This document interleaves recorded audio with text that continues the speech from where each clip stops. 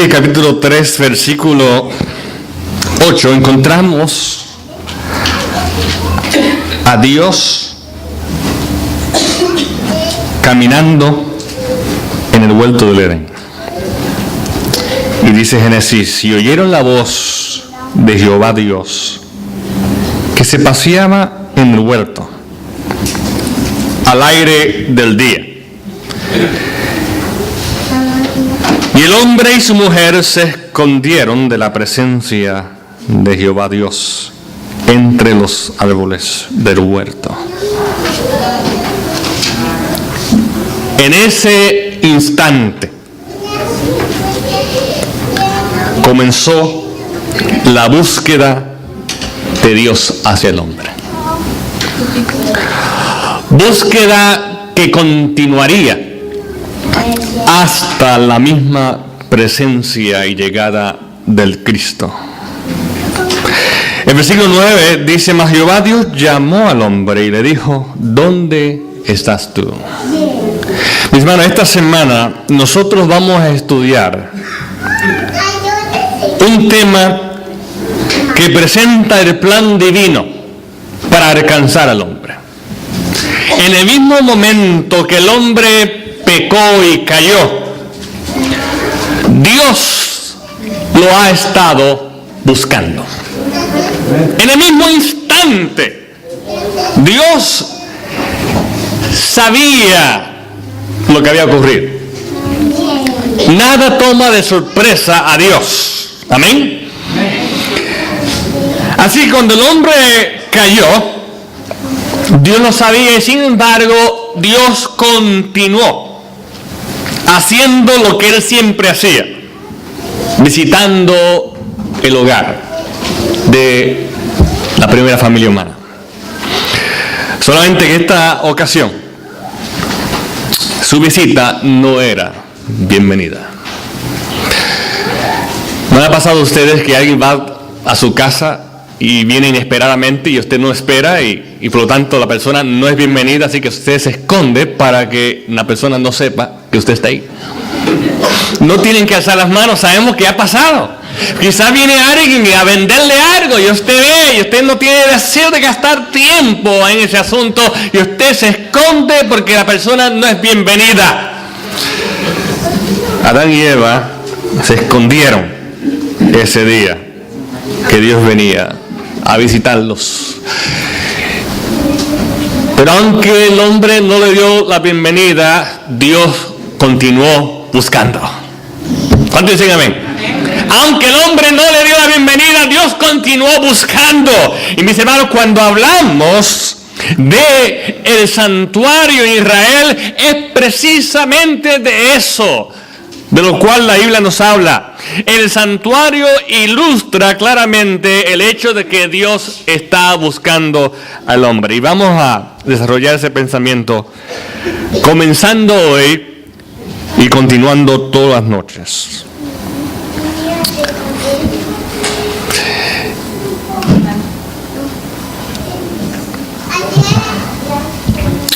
Pero tenemos que avanzar un poco. Dejando Génesis, encontramos que Dios, deseando alcanzar al hombre, saca a su pueblo de Egipto y lo trae a encontrarse con él en el monte del Sinaí. Allí, guiado por su profeta Moisés, Dios instruye al pueblo a través de Moisés a que habían de construir un santuario. Pero este santuario, como este santuario iba a ilustrar el plan divino, el plan de Dios para alcanzar al hombre, esto tenía que hacerse en forma muy cuidadosa, de acuerdo a lo que Dios había indicado.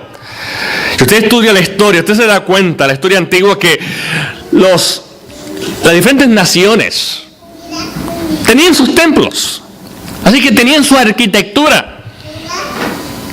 Hoy podemos visitar algunos de ellos. Por ejemplo, en Grecia están los templos famosos, que aún hoy se pueden ver las ruinas de ellos. Pero Moisés no había de construir un mero templo, él tenía que construir un santuario. Un lugar donde Dios había de habitar, donde su nombre había de estar representado y donde su mensaje de alcanzar al hombre había de ser ilustrado. Por eso encontramos en Éxodo 25:40 estas palabras. Dios le dijo: mira y hazlos conforme al modelo que te ha sido mostrado. ¿Dónde? En el monte. Así que Moisés subió al monte, se encontró con Dios y Dios le dio una instrucción. Le dijo: lo vas a hacer de esta manera, tal como te lo he enseñado. Un modelo te he dado. Ahora, esta palabra es muy interesante y ha sido debatida entre los eruditos que estudian este tema. Pero es muy importante esa palabra de modelo. Porque si algo es un modelo, significa que es modelo de algo. Hay que preguntar: ¿modelo de qué? Había de ser Moisés el santuario. La palabra hebrea significa figura, imagen, un tipo. Y si hay un tipo, entonces hay un antitipo. Gracias. Algo que va entonces a tomar su lugar, porque es la realidad de eso que se está figurando. Así que el santuario ya se nos está diciendo de antemano. Dios está diciendo a Moisés: vas a hacerlo conforme al modelo. Es decir, vas a hacerlo de acuerdo al santuario que existe. Mis hermanos, Dios tiene un santuario en el cielo. Y esto está claro no como una realidad que el Nuevo Testamento presenta, sino como una realidad que del mismo principio, cuando se enseña el tema del santuario, la Biblia presenta. Vamos a ver esto. En Éxodo, el capítulo 15, versículo 17, precisamente en el momento que el pueblo cruzó el Mar Rojo, están de camino para encontrarse con Dios, encontrarse en el monte de Sinaí, encontramos esas palabras en Éxodo 15:17. Tú los introducirás, dice Dios, y los plantarás en el monte de tu heredad, en el lugar de tu morada, que tú has preparado, oh Jehová. Perdón, este es Moisés, yo dije Dios. Este es Moisés hablando a Dios. Tú los introducirás y los plantarás en el monte de tu heredad, en el lugar de tu morada, que tú has preparado, oh Jehová, en el santuario que tus manos, oh Jehová, ¿qué dice? Han afirmado. Aún antes de la realidad de un santuario en Israel, Moisés reconoce que Dios tiene un santuario que Él mismo, tus manos, oh Jehová, ha afirmado en el cielo. Esto es muy curioso, hermanos. Entonces, alguien puede hacer la pregunta: ¿por qué hay un santuario en el cielo? Venga esta semana, vamos a desarrollar esa idea. Pero por ahora entendamos que Dios le dice a Moisés: vamos a hacer un santuario, lo vas a hacer de acuerdo al modelo que te he mostrado en el monte. Y dicho sea de paso, esto va a ser de acuerdo al santuario que existe en el cielo. Y luego, ante el monte Sinaí, Moisés y los ancianos reciben un vistazo del santuario celestial. Encontramos en Éxodo 24:10. Dios les revela una visión de la experiencia del santuario celestial. El propósito del santuario terrenal era para que Dios pudiera revelarse a sí mismo al pueblo de Israel, al habitar en medio de ellos. Fíjense lo que dice en Éxodo 25:8, Éxodo 25:8, que fue la lectura bíblica de esta mañana. Dios dijo: y harán un santuario, ¿para quién? Para mí, y habitaré en medio de ellos. Otra vez, Dios quiere habitar entre su pueblo. Pero el problema es el pecado. El pecado impide que Dios pueda abiertamente habitar con nosotros. Si Dios habitara con nosotros abiertamente, o hiciera el intento, y se revelara tal como es, ninguno de nosotros estaría vivo. Y usted no puede tener relación con los muertos. Dios es un Dios vivo y Él se relaciona con los vivos. Así que Dios quiere que estemos vivos y estemos en una relación viva con Él. Y por eso estableció el santuario. A través del santuario, Dios sabía estar presente de una forma visible, una forma que las personas pudieran percibirlo. Y a la misma vez podía instruirles en sus planes y en sus deseos de salvarlos. Nos dice la sierva del Señor, Elena G. White, pionera de la Iglesia Adventista, en Testimonios, volumen 6, página 221. Hablando de esto, dice, Cristo era su instructor, hablando del pueblo. Cristo era el instructor del pueblo. En el tabernáculo y el templo, su gloria moraba en la Santa Shekinah, por encima del propiciatorio. Y todo esto ustedes van a saber lo que es en la semana. Pero propiciatorio era el lugar de la segunda parte del tabernáculo, encima la tapa del arca del pacto, donde representaba el trono de Dios, la presencia de Dios. Allí Dios se manifestaba, su gloria moraba. Por beneficio de ellos, dice el Señor, Él manifestó constantemente la riqueza de su amor y paciencia. En otras palabras, el tabernáculo hablaba y revelaba el carácter de Dios. Le decía al pueblo quién era Dios. Y lo primero que manifestaba era que Dios es un Dios santo, santo, santo. Es lo primero. Y vamos a observar eso un poco más luego. Ahora, por varios años el pueblo vivió con esta experiencia del tabernáculo. Y tuvieron esa revelación a través de ese modelo, a manera de una casa de campaña grande, sobresaliente en medio del pueblo. Pero 400 años después que el pueblo ya había llegado a la tierra prometida, se habían establecido y comenzaron a tener rey sobre ellos. Entonces llegó el momento y el pueblo ya bastante establecido estaba listo para hacer algo más permanente, algo más concreto, algo más glorioso. Entonces llegamos al tiempo del templo. Ahora no se llama el tabernáculo, porque ya no era una tienda de campaña, sino ahora era el templo, que seguía siendo un santuario, pero ahora era el templo de Salomón. Y encontramos que durante este tiempo, el rey David, todavía en vida, comenzó a hacer preparativos para la construcción del templo.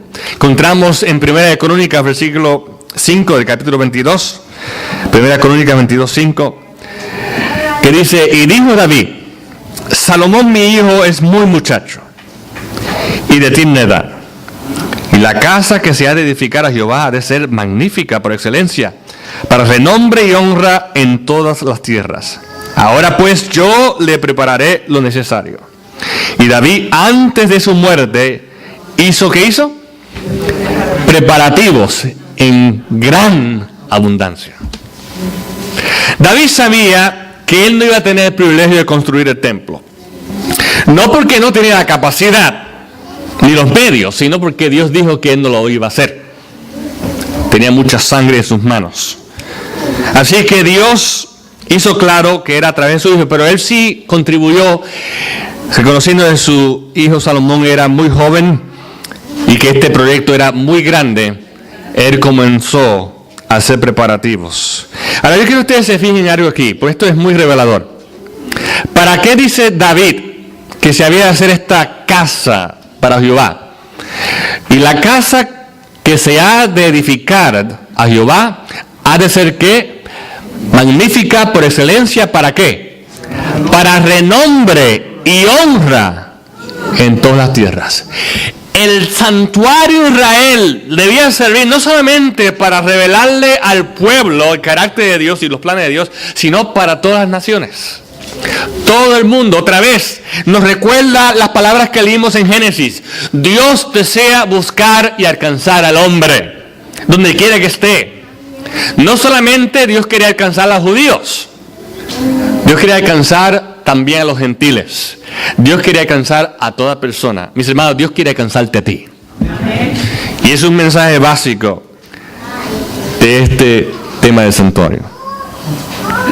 Así que Dios le prometió a David que su simiente construiría el templo del Señor. Encontramos en 2 Samuel 7, 12 y 13, que dice: y cuando tus días sean cumplidos, dice el Señor, y duermas con tus padres, yo levantaré después de ti a uno de tu linaje, el cual procederá de tus entrañas, y afirmaré su reino. Él edificará casa a mi nombre, y yo afirmaré para siempre el trono de tu reino. Nuevamente encontramos aquí la razón por qué el santuario debe existir. Había sido edificado para el nombre de Dios. En la Biblia el nombre significa el carácter, lo que es la persona. Y el nombre de Dios envuelve sus planes, su revelación de sí mismo hacia nosotros. Esta era, en formas modernas, podríamos decir, era el método evangelístico de Israel, que Dios le dio, de propagar el mensaje de la verdad y de la persona del Dios verdadero, el Dios Yahweh. Después de la muerte de David llegó el momento de la construcción del templo, y Salomón fielmente construyó y terminó el templo. Encontramos en 2 de Crónicas, en el capítulo 2, versículo 1, y aquí podemos ver en esta imagen un dibujo de un artista de acuerdo a los detalles que tenemos en la Biblia, cómo era ese templo, el templo de Salomón. Ahora ustedes vieron cómo era el tabernáculo en el desierto. Hay una gran diferencia, ¿verdad? Pueden ver la diferencia y la preciosidad, y estamos viendo simplemente un dibujo. Ustedes imaginan si lo viéramos en vida real. 2 Crónicas 2:1 dice: determinó pues Salomón edificar casa en nombre de Jehová, y casa para su reino. Así que todo iba de acuerdo al plan divino, tal como él se lo había mencionado al rey David. Construido en Jerusalén por el rey, reemplazó el tabernáculo portátil de Moisés. Y así el templo de Salomón fue construido entre el año 971 al 966 a.C. Esto estuvo en pie, el templo estuvo de pie por unos 400 años, hasta que llegó los poderes de Babilonia, dirigidos por el rey Nabucodonosor, que ustedes recuerdan que aparece en el libro de Daniel y estudiamos de él. Y es en este momento, en la historia de Israel, cuando el templo es destruido por los babilonios, dirigidos por el rey Nabucodonosor, que entonces comienza el libro de Daniel y todo lo que encontramos allí. Nos dice las escrituras que los babilonios se llevaron los utensilios de bronce y metal que allí se utilizaban para el servicio a Dios. Leemos en 2 Reyes, el capítulo 25, versículo 14, dice: y llevaron también los calderos, las paletas, las despabiladeras, los cucharones y todos los utensilios de bronce con que ministraban. ¿Con qué? ¿Qué dice? Ministraban. Esto es importante porque al principio uno lee esto y dice que esto parece estar escribiendo en una cocina, ¿verdad? Pero esto, mis hermanos, representaba lo que se hacía en ministrar a favor del pueblo en la ilustración de la salvación. Y eso representa un momento muy triste en la historia del pueblo. La destrucción vino, no solamente se llevaron todos los utensilios, como ya ven, de bronce, de plata, de oro, porque todo esto pues estaba hecho en forma magnífica, como David había dicho que se iba a hacer. Pero el templo fue destruido. Ahora quiero decirles rapiditamente, hermanos, todas las veces que el templo, bueno, y fueron 2 ocasiones, pero el templo cada vez que fue destruido en Israel, era por la rebelión del pueblo. Escuchen bien. Cuando el templo de Israel era destruido, era por la rebelión del pueblo. Ahora, claro, los que hicieron el daño literalmente, específicamente y directamente fueron los babilonios en este caso. Pero quiero decirle, las naciones cuando invadían a otra, ellos no destruían sus templos. La costumbre era que ellos preservaban sus templos por dos razones básicas. Los romanos lo hicieron muchas veces, invadieron las naciones, pero preservaban sus templos porque así preservaban también las condiciones, condiciones sociales en la nación. Es decir, establecían un tipo de condición normal, porque la gente podía seguir adorando, pero ahora estaban bajo otro poder, ¿verdad? Pero seguían adorando en sus templos. Pero había otra razón, un poco más ambiciosa, y era que estos templos eran cosas magníficas. Estos templos eran estructuras de orgullo, y las naciones que invadían querían preservar los templos, porque ahora los templos ¿a quién le pertenecían? A ellos. Ahora ellos pueden decir, yo tengo tremendo templo. ¿Ustedes lo han visto ya? ¿Verdad? Es como si usted entra en un lugar y encuentra muchas cosas de valor y le dice a usted, eso puede llevar lo que quiere. Usted va a buscar lo que tiene valor, ¿verdad? Porque eso tiene valor. Igualmente los templos tienen gran valor, y la gente o las naciones que invadían preservaban los templos. Pero con Israel, el pueblo judío era un pueblo bien difícil. En muchas maneras se parece a nosotros hoy, ¿no es cierto? El problema de ellos era que ellos aceptaban que eran el pueblo de Dios, y ellos aceptaban que eran bendecidos, pero no aceptaban el castigo y no aceptaban la disciplina. Y en su arrogancia ellos peleaban contra Dios, cuando Dios aún a través del profeta decía, ¿sabes qué? Ya no puedo más, mi paciencia se ha acabado, vas a tener que ser castigado y vas a ser llevado cautivo. Y ellos no aceptaban eso. Las palabras del profeta Jeremías, por ejemplo, en Jeremías el capítulo 7, versículo 13 a 16, dice, ahora pues, y esto es Dios hablando a través del profeta, ahora pues, por cuanto vosotros habéis hecho todas estas obras, dice Jehová, y aunque os hablé desde temprano y sin cesar, no oísteis. Y os llamé, ¿y qué dice? ¿Qué dice? Ok, yo sé, algunos ya se están distrayendo porque esta es la parte que no queremos aceptar, ¿verdad? Cuando no escuchamos a Dios. Pero aquí sí vamos a escuchar a Dios. Ahora pues, por cuanto vosotros habéis hecho todas estas obras, dice Jehová, y aunque os hablé desde temprano y sin cesar, ¿no qué? No oísteis. Lea esto como si Dios no estuviera hablando hoy, mis hermanos. Ya Israel desapareció. Ese pueblo ya no existe. No está hablando de Israel moderno, está hablando de este pueblo a quien Jeremías le habla. Pero el mensaje es muy relevante para nosotros hoy. No oíste y os llamé y no respondisteis. Eso nos vuelve otra vez al libro de Génesis, cuando Dios llama al hombre y el hombre se esconde. ¿Por qué? Porque estaba en rebelión contra su Dios. Haré también a esta casa. ¿A qué casa está hablando? Está hablando del templo. El templo. Haré también esta casa sobre la cual es invocado mi nombre, en la que vosotros confiáis, y a este lugar que di a vosotros. ¿Quién lo dio? Dios lo dio. Lo di a vosotros y a vuestros padres como hice asilo. Os echaré de mi presencia como eché a todos vuestros hermanos, a toda la generación de Efraín. Tú pues no ores por este pueblo, ni levantes por ellos clamor ni oración, ni me ruegues, porque no te oiré.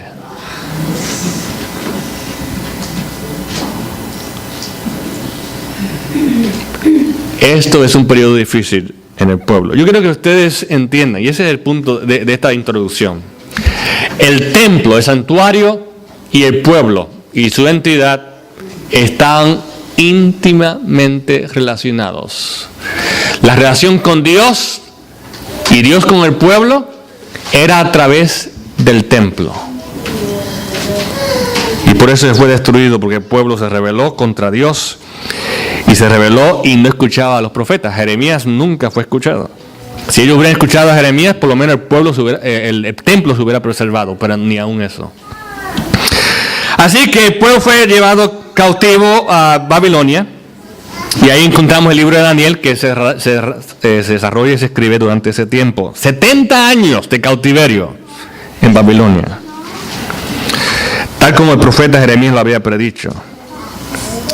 Y esto, al final de los 70 años, se le prometió, el mismo profeta, Dios usó, el profeta Jeremías, profetizó que al final de 70 años el pueblo había de ser librado. Gloria sea el nombre del Señor, ¿no es cierto? Después de escuchar un mensaje como ese, wow, el Señor dice, no te voy a escuchar, pero hay esperanza. Hay esperanza. ¿Cuántos dicen amén? Hay esperanza. Siempre con Dios hay esperanza, aun cuando hay castigo. Siempre hay esperanza. Así, cuando aún el profeta Jeremías hablaba y presentaba la condición pésima del pueblo en su rebeldía, de que Dios no lo iba a escuchar, de que se iba a apartar de este templo, le dice, pero después de los 70 años, tu pueblo va a ser librado. Y ustedes recuerdan el libro de Daniel, en el capítulo 9, es precisamente esa profecía de los 70 años que Daniel está estudiando, cuando él está buscando el momento cuando el pueblo de Dios habrá de ser librado. Y tal como Dios lo había predicho, el pueblo fue librado, vinieron los medios y los persas, y el rey Ciro, que fue un tipo del Mesías, vino y libró al pueblo, y el pueblo comenzó a volver a Jerusalén. Y es en ese tiempo cuando entonces encontramos el proyecto del segundo templo. ¿Por qué? Porque el pueblo ahora está nuevamente en paz con Dios. Y ahora está renovando su relación con Dios. Y cada vez que hay una relación renovada con Dios, el templo aparece. Porque el templo es la representación visible de Dios en el pueblo. Y si ahora ya se acabó el castigo, los 70 años de cautiverio terminó, llegó el momento para el pueblo entrar en paz con Dios. Y pues claro, mucha de la gente adulta, que ya estaban ancianas cuando pasó el cautiverio de Babilonia, se murieron en Babilonia, si no antes, en la rebeldía. La generación jovencita, los niños que habían sido llevados, son los que volvieron. Daniel, ustedes recuerdan, llegó muy jovencito a Babilonia. Y él ya muy anciano, vemos en el libro, bastante anciano ya, maduro. Dice la tradición judía que Daniel no volvió a Jerusalén. Estaba muy anciano para hacer ese viaje. Pero sus restos, cuando murió, sí se los llevaron. Y hoy hay una tumba que dice la tradición, y dice allí, aquí está el profeta Daniel, donde pusieron el resto de Daniel. Y ahí Daniel está, como dice el libro de Daniel, el capítulo 12, el último versículo dice que descansará hasta el fin para recibir tu heredad.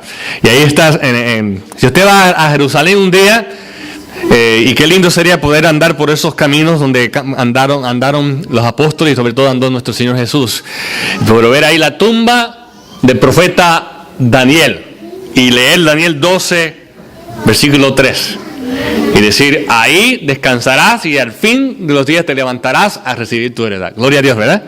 Esas son las promesas de Dios para su pueblo, a pesar de toda nuestra rebelión y pecado.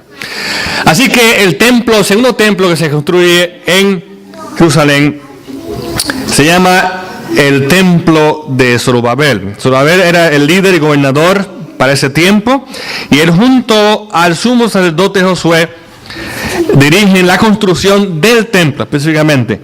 Nosotros conocemos otros hombres que fueron parte del éxito de este regreso del pueblo de Jerusalén para construir la ciudad, a levantar los muros. Ustedes recordarán a Esdras, a Nehemías y estos hombres que Dios usó en diferentes puntos en el proceso de levantar no solamente una ciudad, pero levantar un pueblo que estaba muerto, pero que Dios resucitó. todo esto es parte de esta historia linda de lo que es el pueblo. Entonces regresaron también muchos de los utensilios que habían sido llevados como trofeos del templo anterior, del templo de Salomón, fueron rescatados y volvieron a la santa ciudad. Y encontramos aquí en Esdras, el capítulo 1, versículos 7 y 8, que nos dice: y el rey Ciro sacó los utensilios de la casa de Jehová que Nabucodonosor había sacado de Jerusalén y los había puesto en la casa de ¿qué? De sus dioses. Esas eran las costumbres. Otra vez, ellos no querían destruir nada, querían llevárselos como trofeos para ponerlos en los templos de sus dioses y decir: ve, mi Dios es más poderoso que tu Dios. Pero después de 70 años se manifestó que nuestro Dios es más poderoso que el Dios de Babilonia. Pero el pueblo tuvo que esperar y recibir su castigo.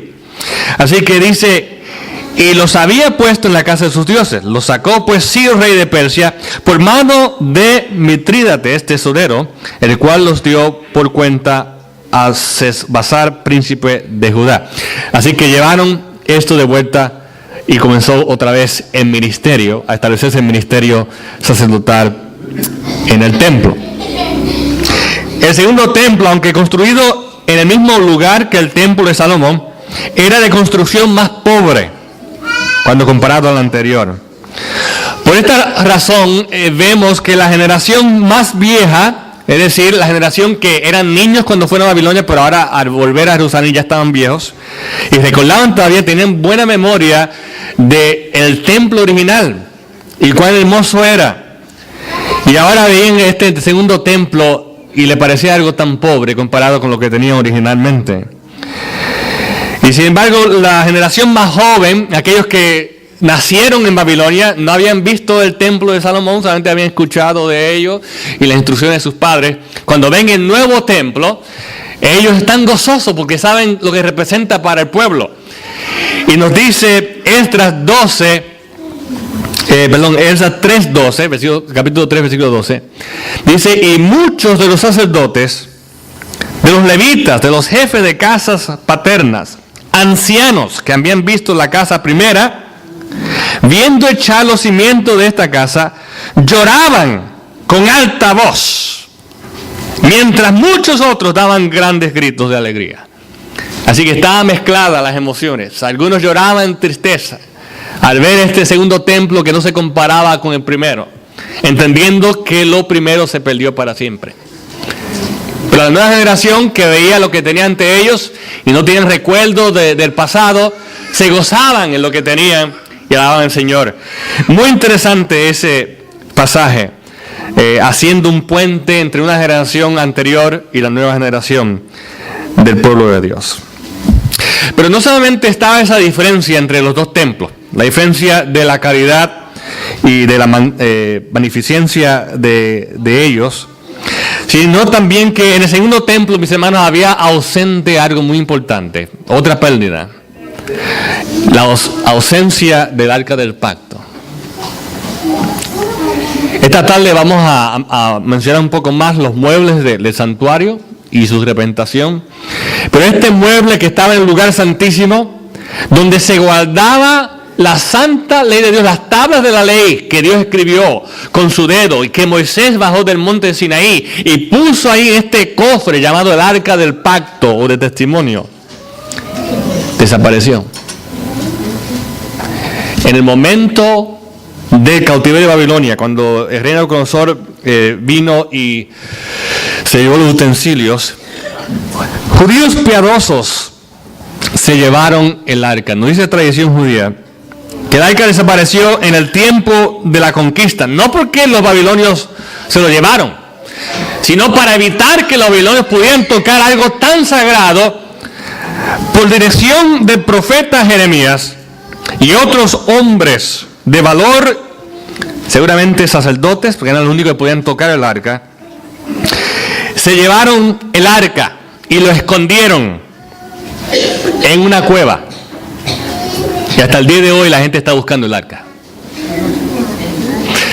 ¿Cuántos sabían que el arca estaba perdido y lo estaban buscando? De hecho, ustedes pueden recordar, quizás, algunos años atrás, Indiana Jones. ¿Alguien recuerda Indiana Jones? Una película muy famosa, muy popular. El punto principal de la película es que estaban buscando ¿qué? El arca perdido. Y pues claro, todo es una fantasía y nada tiene que ver. Pero es verdad, el arca está perdido y mucha gente lo está buscando. Hay algunos que dicen que ya lo encontraron. Yo no lo creo. Yo no lo creo. De hecho, hermanos, mi opinión personal es que no creo que se va a encontrar. Y después que sea en la semana podemos abundar por qué yo creo eso, pero el arca del pacto, el cual se perdió y se escondió y de entonces no se ha visto, no va a aparecer otra vez. Yo sé que algunos en la tradición adventista creen que sí, pero podemos hablar de eso después. La cosa es que hablando del segundo templo, este importante mueble que tenía en medio lo que se llama la Santa Shekinah representaba la presencia de Dios. Todo esto representaba el cimiento del trono de Dios.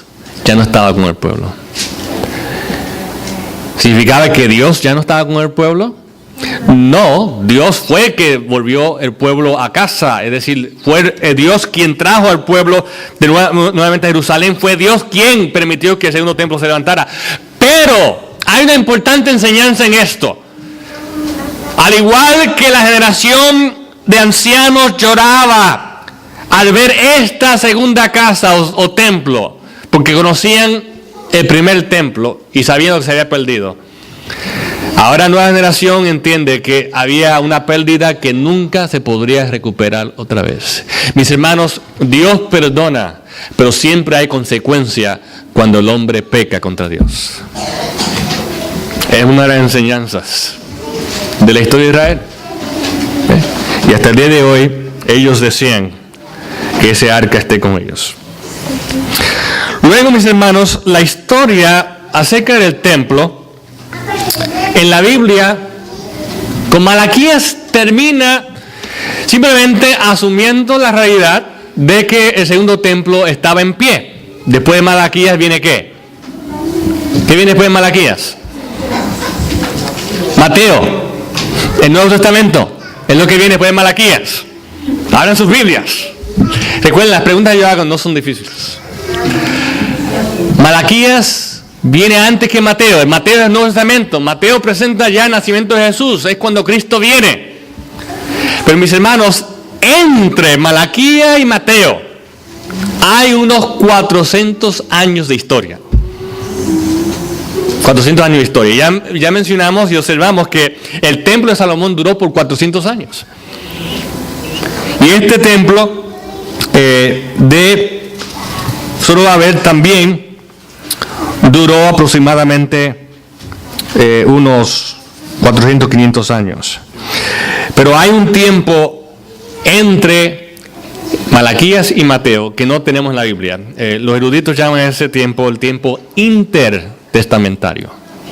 Tiempo entre Malaquías y Mateo, o entre el Antiguo y el Nuevo Testamento. ¿Significa que nada pasó? No, pasaron cosas, solamente que no las tenemos en la Biblia. Para aquellos que interesa, sí quiero mencionar, porque estamos hablando acerca de la historia del templo en Israel. La información de lo que ocurrió con el templo durante ese tiempo intertestamentario lo encontramos en los libros de los Macabeos. En los libros de los Macabeos, que es libros apócrifos, como le llamamos los protestantes, pero aparecen en la versión de la Biblia católica, son libros históricos de mucho valor histórico, pero no son libros inspirados. Pero tienen historias allí y narrando eventos que pasó o que pasaron en el tiempo intertestamentario y que es de mucho valor histórico. Pero durante este tiempo intertestamentario pasó algo que sí vale la pena mencionar. Y con relación al templo. Ustedes saben que Alejandro Magno, estudiamos la profecía, el imperio de Grecia le conquistó ¿a quiénes? ¿A quiénes conquistó el imperio de Grecia? A los medios y persas. Y recuerden, fueron los medios y los persas los que libraron al pueblo de Israel. fueron en medio y Dios usó. Dios usó al reino de Babilonia para castigar al pueblo, pero usó al reino de Medo y Persa para librar al pueblo. Así es la descripción que hace la Biblia. Pero entonces el imperio de Grecia, un imperio muy veloz en su conquista, pero también tenía una influencia en su cultura. La cultura helenística, como se le llama, la cultura griega, era algo que hasta el día de hoy estamos sintiendo sus efectos, interesantemente. Aún no solamente en las estructuras, como vemos cómo se construyen los edificios de gobierno, tiene mucha influencia de los griegos, sino también en la forma de pensar. Pero eso sería para otro día. La cosa es que para el año 168 antes de Cristo, un tal Antíocos IV Epífanes, un rey que tenía su pequeño territorio y quería ampliar su terreno, esto descendiente de la división del imperio de Grecia. ¿Ustedes recuerdan en las profecías que el imperio de Grecia, el rey Alejandro Magno, qué pasó con él? Se murió muy joven, ¿verdad? Después a los 33 años. Entonces su reino fue dividido. Primeramente se dividió en 4. Y entonces de ahí pues se pelearon los generales por el poder y por los lugares geográficos. Y entre ellos estaba Antíocos IV Epífanes, en el año 168. Este quiso difundir el helenismo en la Tierra Santa, es decir, donde estaba el pueblo de Dios. Quiere establecer sus creencias paganas. Y esto, pues claro, causó una gran persecución. Entre las cosas que hizo, erigió un altar dedicado a Júpiter, Olimpias, en el atrio del templo y sacrificó un cerdo en el mismo altar. Ahora, cuando estudiamos esta semana el valor del santuario y la santidad, esto no es cosa pequeña, por eso lo quiero mencionar, porque aunque no está escrito en la historia bíblica, es algo que afectó la mente judía cuando Jesús vino y enfrentó al pueblo de Dios en ese entonces. Pero gracias a que Dios todavía estaba con el pueblo, a través de la familia de judíos, los macabeos, se reconquistó el templo y se renovó y dedicó nuevamente los utensilios y los muebles. Y una de las cosas que viene de la tradición judía, que me parece de valor, y deben ustedes conocer, es la dedicación o la fiesta de la dedicación, también conocida como la fiesta de las luces, que hoy se conoce como Hanukkah. ¿Cuánto ha escuchado de Hanukkah? Deben escuchar Hanukkah porque cada vez que usted está pensando en Navidades, también se menciona Hanukkah porque se celebra el mismo día. Pero Hanukkah es una celebración judía y es una celebración de la dedicación del templo durante este tiempo. Y una de las tradiciones que los judíos mencionan acerca de este periodo era que las lámparas de 7 brazos se mantuvieron encendidas, aunque con poco aceite, durante una semana entera. Y esto ellos lo observan como un milagro, una manifestación de que Dios estaba con ellos. Y usted dice, pero ¿por qué el pastor está tomando tiempo para hablar de una fiesta que está en la parte de la historia que no aparece en la Biblia?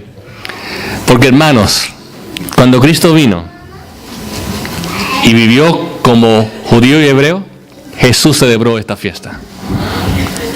La fiesta de la dedicación, Hanukkah. Jesús celebró esto. Pero ya me estoy adelantando, pero quería mencionarle eso. Así que ese fue durante ese periodo. El templo, el segundo templo, conocido como el templo de Zorobabel, sufrió bajo la persecución helenística de Antíocos IV Epífanes. Pero sobrevivió el templo, sobrevivió y llegó el tiempo del Nuevo Testamento. Pero un poco antes del tiempo del Nuevo Testamento, en el año 37, ya acercándonos, en el año 37 antes de Cristo, Jerusalén fue conquistada por el rey Herodes. Y el templo, pues, seguramente sufrió un poco. en la mano de él. Ya había pasado 500 años desde que el templo había sido construido. Así que Herodes nuevamente decidió construir o remodelar el segundo templo de manera que excediera en belleza y resplandor a cualquier estructura del país. Y esto otra vez reafirma el punto que habíamos dicho: cuando conquistaban el lugar, al templo lo querían preservar, y esto hace Herodes. No solamente lo preserva, sino lo quiere embellecer. Y aquí tenemos un ejemplo de Hanukkah, y aquí el templo de Herodes.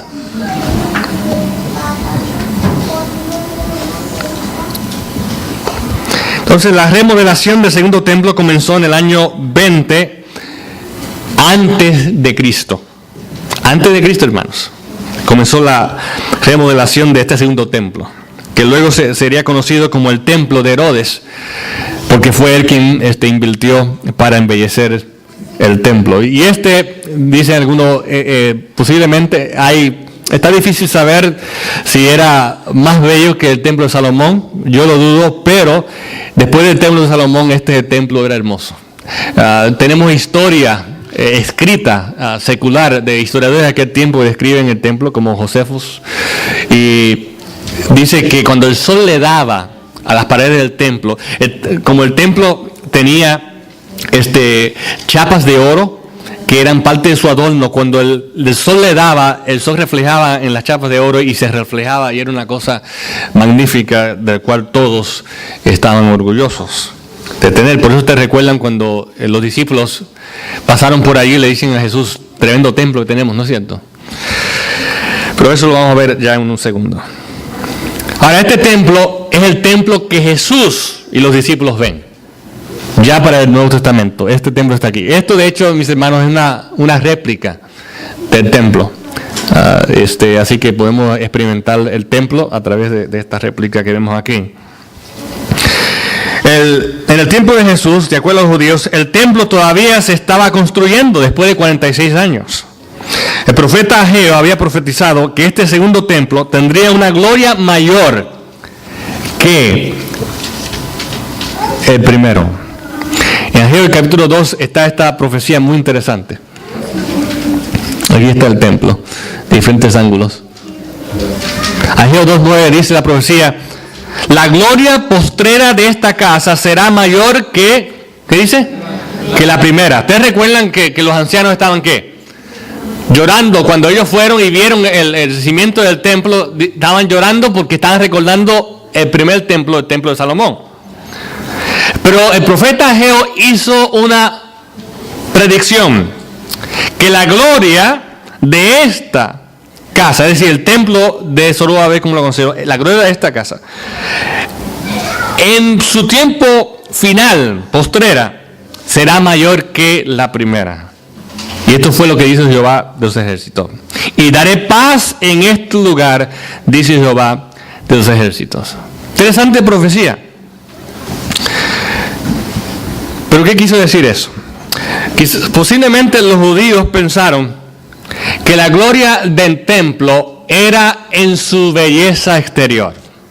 Mis hermanos, aquí hay otra lección. De hecho, eso lo vemos en las actitudes de los discípulos cuando le hablan a Jesús del templo. Ellos pensaron en la belleza exterior del templo y dicen: qué lindo, la gloria de este templo de esta casa en su tiempo final, o la gloria postrera de esta casa será mayor que la primera. Pero mis hermanos, la gloria de este templo no tenía nada que ver con su construcción. La gloria de este templo era que había de presenciar la misma venida del Hijo de Dios. El Mesías. Es a este templo que Jesús viene y visita al pueblo. Y es en este templo donde, como bebé, Jesús fue dedicado. Fue en este templo a la edad de 12 años que Jesús dialogaba con los maestros de la ley y los sorprendía. Fue en este templo durante su ministerio que Jesús purificó el lugar de los cambistas. Y al final de su ministerio, fue en este templo que Jesús se despide, tristemente, para nunca más verlo otra vez. Este templo fue más glorioso que todo templo en Israel, porque este templo vio la venida del Mesías. ¿Y qué dijimos? ¿Cuál es el propósito del templo? Volvemos a Génesis capítulo 3. Dios quiere tener una relación con el hombre. Así que envió a su Hijo Jesucristo, que vino en persona para alcanzarte a ti y a mí.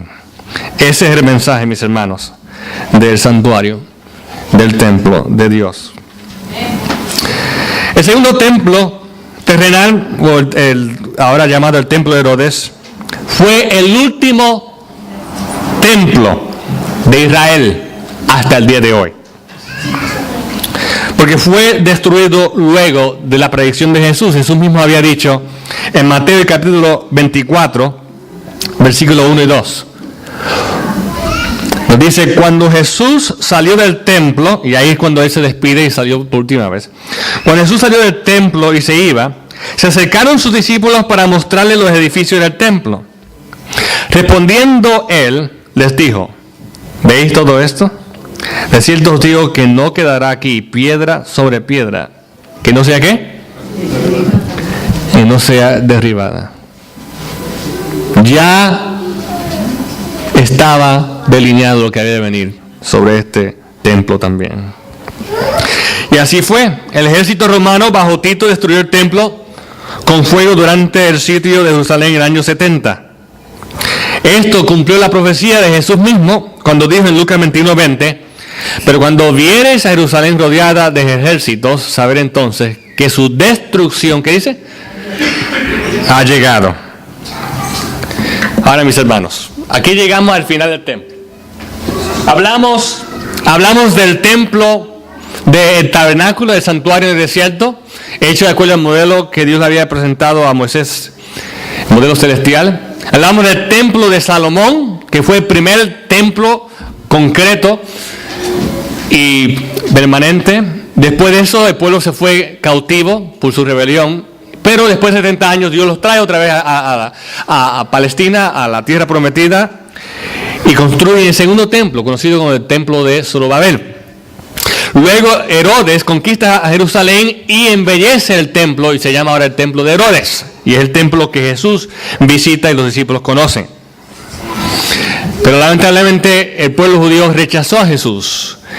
Y otra vez, la misma consecuencia que habían sufrido durante el tiempo de Jeremías, el templo igual sufre en el año 70 y el templo es destruido. ¿Por qué es tan importante este repaso, que es realmente simplemente una introducción a este tema tan importante en la semana que vamos a tocar? Aquí está. Mis hermanos, el santuario y la identidad del pueblo de Dios van unidos. El santuario y la identidad del pueblo de Dios van ¿cómo? En la mente hebrea, la existencia del templo era igualado a la presencia activa de Dios entre el pueblo. Si el templo o santuario era destruido y no existía, era como si Dios no existiera. Tenemos que meternos en la mente hebrea para entender el impacto de la destrucción del templo. Ustedes recuerden, los únicos que podían entrar al templo eran ¿quiénes? Eran los sacerdotes. El pueblo no estaba lamentándose que no podían entrar a un templo que ellos gozaban porque podían entrar y hacer cosas. No, el pueblo solamente podía ver el templo desde afuera. Pero es lo que el templo significaba para el pueblo. Representaba la misma presencia de Dios entre ellos. Es precisamente lo que Dios había dicho. Hágame pues un santuario, ¿qué? Y habitaré en medio de ellos. Pero si el templo no existía, era como si Dios no existiera. Su destrucción asumía el abandono de Dios, lo cual significaba el juicio de Dios. Por ejemplo, el Salmo 74:7 nos dice: han puesto a fuego tu santuario, han profanado el tabernáculo de tu nombre, echándolo a tierra. El nombre de Dios y el santuario estaban ligados, mis hermanos. Al punto de cuando el santuario era destruido, era como si el plan de Dios hubiera fracasado.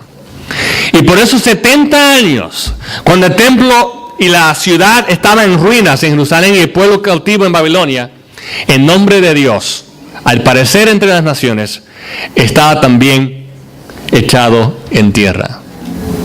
Pero vemos en el libro de Daniel que Dios todavía estaba vivo y estaba todavía obrando. Y todavía Dios estaba en control. Y lo vemos en ese hermoso libro de Daniel que habla mucho del santuario. ¿Y qué del santuario hoy, hermanos? Ya hemos hablado de la experiencia de Israel. Y ya aprendimos que su santuario fue destruido y que hasta el día de hoy no ha sido reconstruido. Algunos creen que va a ser reconstruido y eso está por verse. Pero la realidad es, mis hermanos, que es irrelevante aquel templo en Jerusalén.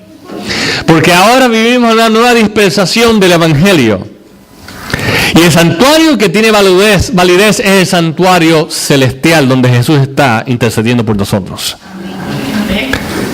Pero el tema del santuario todavía está válido porque al igual que el pueblo de Israel tenía su templo y ese templo le daba identidad y propósito, el pueblo de Dios hoy tiene un santuario y ese santuario no está en la tierra sino que está en el cielo. Y para hablar más específicamente, la iglesia adventista tiene un santuario. Y ese santuario es el tema del santuario, el cual Dios nos ha dado para propagar. En ese contexto lo dice así el Señor en el libro Cristo en su santuario, página 12. Y cito: el tema del santuario debiera ser cuidadosamente, ¿qué dice? Examinado. Eso es lo que vamos a hacer esta semana. Y los invitamos a que examinemos este tema cuidadosamente. Va a ser examinado cuidadosamente, puesto que en él descansa el fundamento de nuestra fe y nuestra esperanza. Por eso decimos, si nosotros vamos a entender lo que significa ser adventista del séptimo día, necesitamos entender el santuario. Porque aquí está el fundamento de ¿qué? Fundamento de nuestra fe y nuestra esperanza.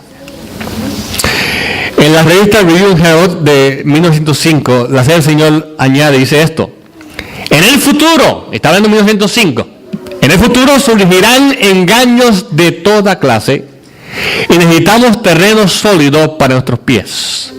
El enemigo presentará falsas doctrinas, tales como la doctrina que no existe ¿qué? No existe santuario. Este es uno de los puntos en los cuales algunos se apartarán de la fe. Y ahora dice, bueno, está bien, alguien me enseña que no existe el santuario. ¿Y qué importancia tiene eso para nosotros? Ahora yo le pregunto, ¿qué importancia tenía el santuario por el pueblo de Israel? A la luz de lo que hemos estudiado hoy. El pueblo de Israel sin santuario no era pueblo. El pueblo de Israel sin santuario no tenía identidad. El pueblo de Israel sin santuario era como si Dios hubiera dejado de existir. Ahora yo le digo a ustedes, ¿será importante que creamos que existe un santuario? Mis hermanos, la razón por qué hoy en cristianismo hay tanta división y hay tanta confusión es porque nos hemos olvidado del santuario. Nos hemos olvidado del santuario. El santuario representa la verdad divina revelada para la humanidad. Si nos olvidamos, mis hermanos, del santuario, nos olvidamos del plan de Dios para salvar al hombre.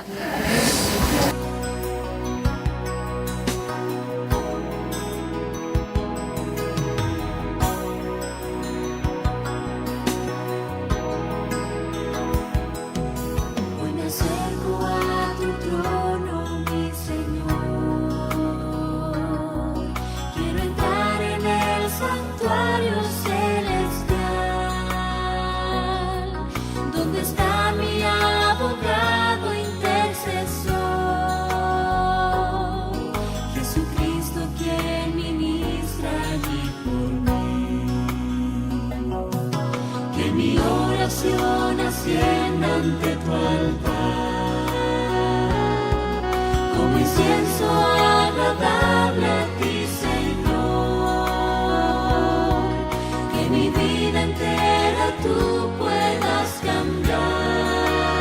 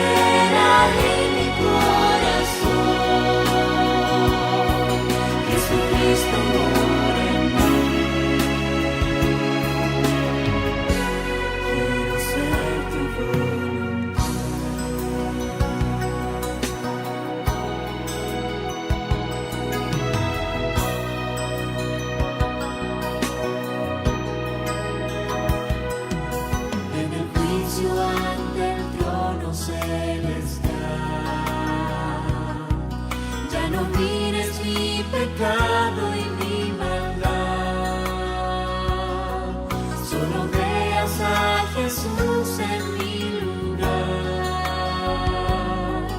que me ayuda en mi gran necesidad, que el perdón que solo tú me puedes dar, que me acepta y me ama como soy, me transforme por la gracia de Jesús, y tu ley en mi vivir pueda grabar. Purifícame con la sangre del Cordero Redentor, que la paz de Dios llene mi alma entera y mi corazón. Jesucristo mora en mí, quiero ser tu voluntad.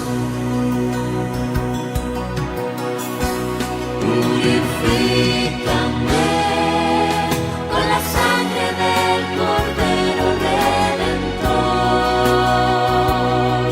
que la paz de Dios llene mi alma entera y mi corazón.